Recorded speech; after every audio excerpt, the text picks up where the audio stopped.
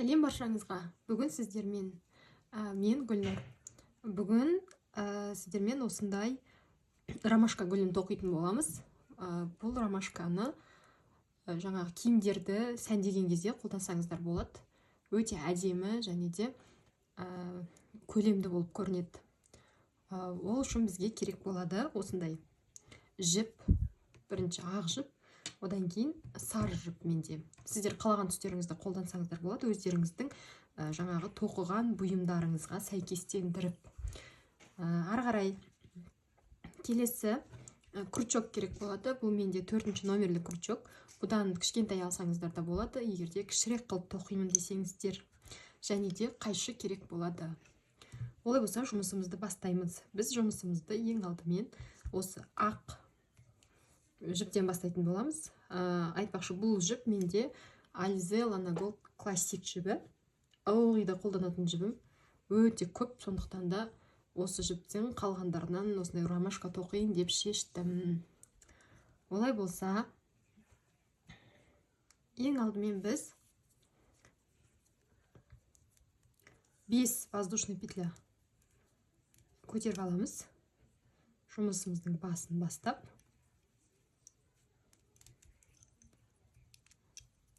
Міне.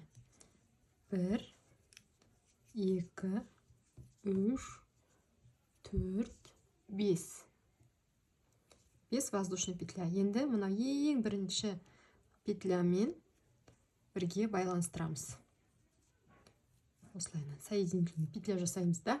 Ары қарай 1, 2, 3 воздушный петляға көтереміз. Енді мына бізде осындай тесік бар ғой ортасында, осыны айналдырып 12 петля с накидом тоқуымыз керекпіз. 12 петля с накидом тоқуымыз керекпіз. Ол үшін крючогымызға накид іліп аламыз. Жұмысымыздың ортасынан жұмыс жібін іліп шығарамыз да. Ары қарай алғашқы 2 петляны бірге, содан кейін 2 петляны бірге тоқимыз. 1 воздушный петля тоқимыз. Ары қарай тағы да келесі петля с накидамды тоқимыз. Сосын тағы да бір рет воздушный петля. Яғни әр столбиктан кейін бір воздушный петля тоқып отыруымыз керекпіз. Бізде мынамен санаған кезде ең алғашқы воздушный петляларымызбен санаған кезде 12 петля болу керек, және де мынау қысқа жіпті арасына бірге тоқып жіберсеңіздер, соңынан жасырып әуре болмайсыздар. Менде 3 болды. Енді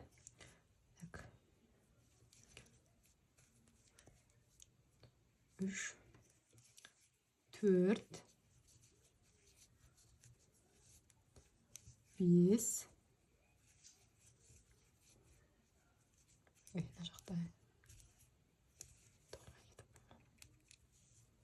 4, 5,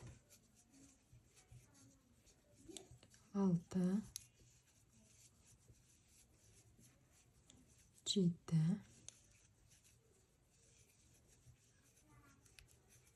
8, 9, 10,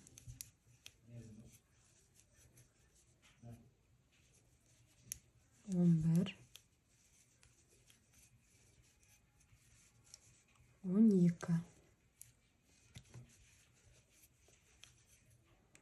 12 петля болды. Соңғысынан воздушный петля жасамаймын. Ары қарай басы мен аяғын қосамын. Жұмысымның соединительный петля жасаймын. Және де мынаны болды жібере саламын. Соңынан оны қиып алып тастаймын. Енді ары қарай 1, 2, 3 воздушный петляға көтеремін да. Келесі біз енді мынандай томпақ етіп осындай гүлдердің жапырақтарын жаңағы тоқитын боламыз. Ол үшін крючогымызға накид іліп аламыз. Сосын мына жұмысымыздың ортасынан өткіземіз да. Накидті мынау ненің бірінші воздушный петляның бойымен бірдей етіп тартамыз. Одан кейін барып ең алғашқы 2 петляны бірге тоқимыз. Мынаны тоқмаймыз. Дәл осы жерден тағы да екінші рет аламыз да, тағы да бетіп іліп шығарамыз. Ұзартып. сосын тағы да екеуін ғана. Сонда алғашқы екеулерін ғана тоқып отырамыз. Екеу кетті, міне мынандай. Бізде мына жерден тағы да екеу тоқу керек, яғни төртеу мынамен қосқан кезде бесеу біріншісінде. Келесі тағы да накитлем, тағы да іліп шығарам, бірдей жасайым. Одан кейін барып екеуін бірге тоқимын. Үшеу болды. Ары қарай тағы да дәл солай накитлем, іліп шығарам, төртеу болды. Міне менде төртеу болды. Келесі дәл сондай мынандай жұмысымыздың ортасына өтеміз. Яғни келесі мына воздушный петля жаққа. Тағы да дәл солай төртеу іліп аламыз. Біріншісі, алғашқы екеуін ғана тоқимыз. Екіншісі, үшіншісі, және де төртіншісі. Кетті. Сонда бізде мына жерде 9 тал жұмыс болу керек. Яғни 9 жіп болу керек. 1, 2, 3, 4, 5, 6, 7, 8, 9. Мына біріншісінен төртеу, екіншісінен төртеу. Яғни біріншісінен төртеу ілестер, бірақ мына шеткісімен бесеу болып тұрады, иә? Сонда бізде общий 9. Енді мынау арт жағын қолмен ақырын саусақтың басымен бүйтіп итеріп отырып, жаңағы барлығын бір жіп қып тоқып аламыз. Міне. Бәрін бір жіпке іліп аламыз да, ары қарай 1, 2, 3 воздушный петляға көтеріп, дәл мынау жаңағы төртеуін алдық қой, сол жерге кіргізіп, сол жақтан соединительный петля жасаймыз. Яғни біз басында воздушный петлямен бастадық, соңы воздушный петлямен аяқтаймыз.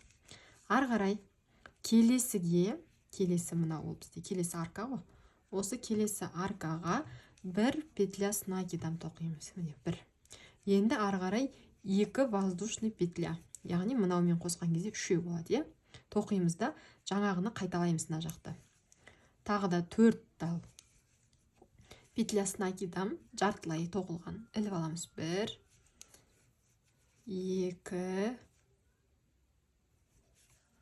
3,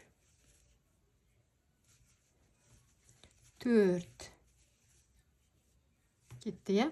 Ары қарай келесіге өтеміз. 1, 2,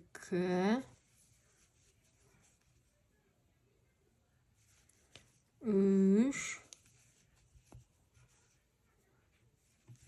4. Міне. Енді осының барлығын бір петля жасаймыз да.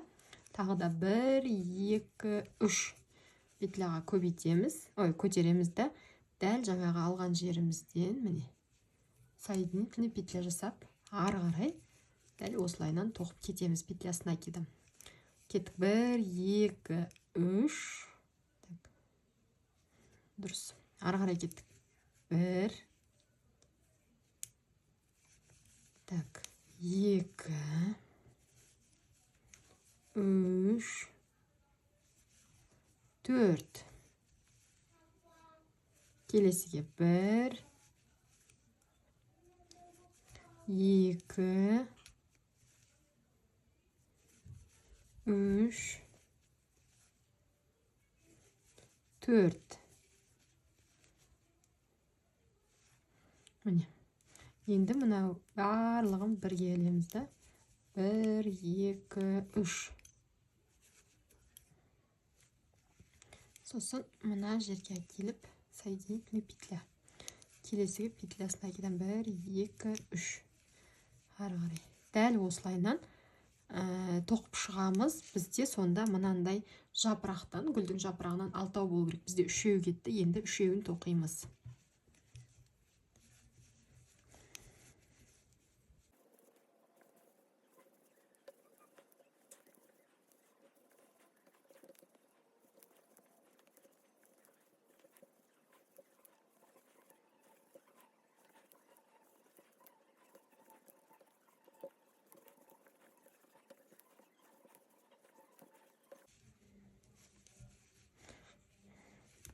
Мінекей мен соңғысына келдім ғой, менде соңғысы ол мына жер. Яғни бағана жұмысымның басталған жері және аяқталған жері. Осы жерге келдім, осы жерден өткізем. 1, 2 3 4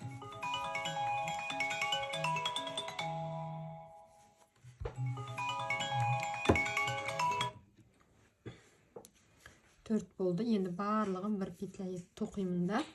Ары қарай 1 2 3. Енді дәл осы жерден, мына жерден соединительный петля жасаймын и бір воздушный петля тоқимын да. Ары қарай мынаны қиып алып тастаймын. Мен мынаны ұзынырақ қылып қиып алдым, себебі мен бұны қазір тоқыған кардиганыма тігем. Сол үшін де осындай ұзынырақ қылып алдым.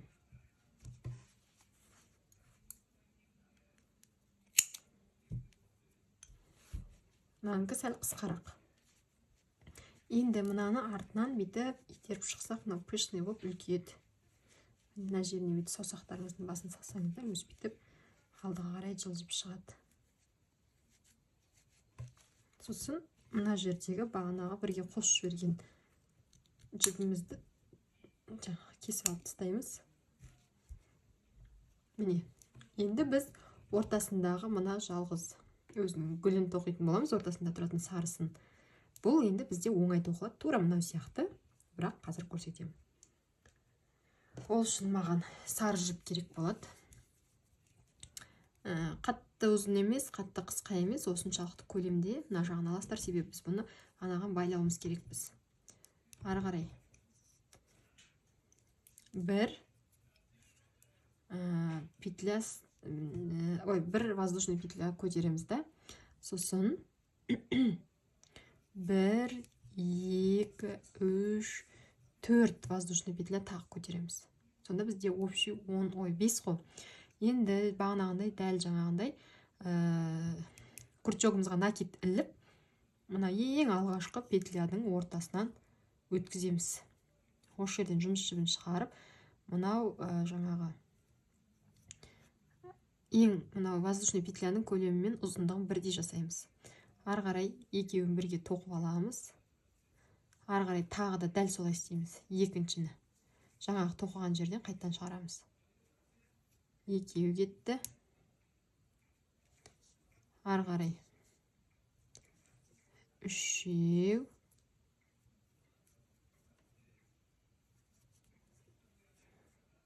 Сәл ары қарай кішкене көбейген сайын қиындық туады. 4-еу. Ондай кездерде бүйтіп қолдарыңызбен сөйтіп көмектесіп жібересіздер. 4-еу. 5-еу.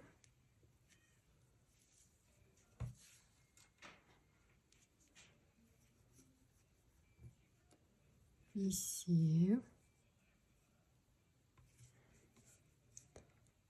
6-тау.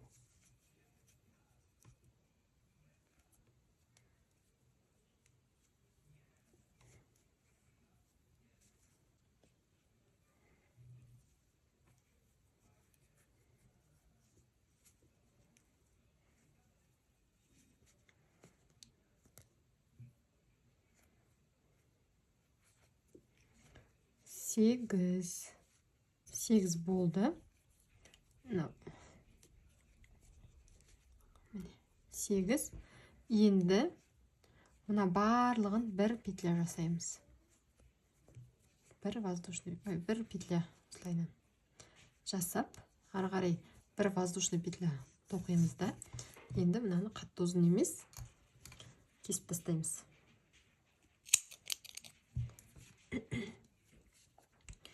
Арт жағынан сәл итереміз, сөңде мына томпайып шығады өз алдыға қарай. Енді мынаған осыны ортасына қоя саламыз. Ол үшін мына жақта мына тесікті алам, ал мына жақта соған қарама қарсы мына тесікті алам. Мына жақтан сары жібімнің бір басын шығарам, бір жағын. Былайдан. Келесі соған дәл қарама қарсы жағы, ол менде мына жер. Осы жерден екінші басын шығарам. Да, сосын мына ақырын тартып тұрып байлай салам. 2-3 рет мықтылап байлайым. сосын артық жіпті кесіп алып тастаймын, бірақ түбінен кеспеймін. Осы жерден ғана осыншалық қып, 1 сантиметрдей қып па қана кесемін. Мінекей. Сонда бізде осындай ромашка пайда болады. Өте әдемі көрінеді, оригинальный көрінеді. Мінекей. Егер де осы видео сіздерге ұнаған болса, лайк басып, комментарий жазып кетіңіздер. Ол мен үшін әрине маңызды. Және де каналға тіркелмеген болсаңыздар, тіркеліп кетіңіздер. Келесі жолы мен сіздерге тағы да неше түрлі видеолар салатын боламын. Сау болыңыздар.